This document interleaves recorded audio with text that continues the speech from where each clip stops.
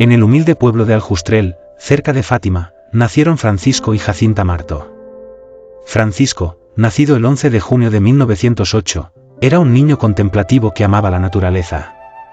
Jacinta, nacida el 11 de marzo de 1910, era alegre y compasiva, preocupada por los pecadores que ofendían a Dios.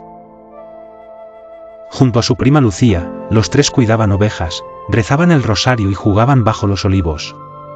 Vivían en la inocencia, sin saber que serían elegidos por el cielo para llevar un mensaje de oración, sacrificio y conversión al mundo entero.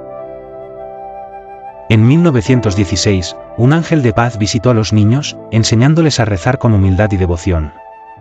Francisco veía la luz celestial, pero no oía sus palabras.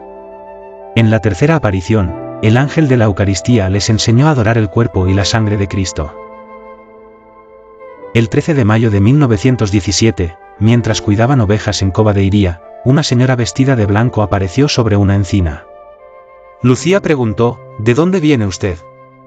La señora respondió, vengo del cielo, y pidió que rezaran el rosario para alcanzar la paz. Cuando la Virgen María se elevó al cielo, Francisco y Jacinta quedaron maravillados. Desde ese día, Francisco pasaba horas ante el tabernáculo, y Jacinta rezaba por los pecadores. El mensaje de Fátima se extendió rápidamente. Las autoridades intentaron silenciarlos, encarcelándolos y amenazándoles con hervirlos en aceite si no decían que las apariciones eran falsas. Jacinta, con valor, dijo, no me importa morir. Prefiero morir antes que mentir.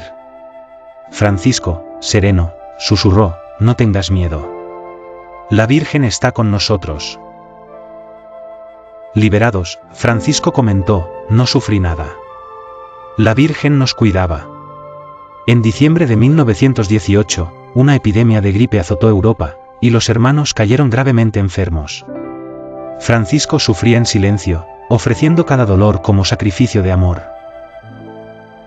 El 4 de abril de 1919, Francisco recibió la primera comunión y partió al cielo a los 10 años. Jacinta soportó dolores atroces, ofreciendo todo por la conversión de los pecadores. El 20 de febrero de 1920, entregó su alma a Dios a los 9 años. El 18 de abril de 1989, el Papa Juan Pablo II los declaró venerables, y el 13 de mayo de 2000, los beatificó en Fátima.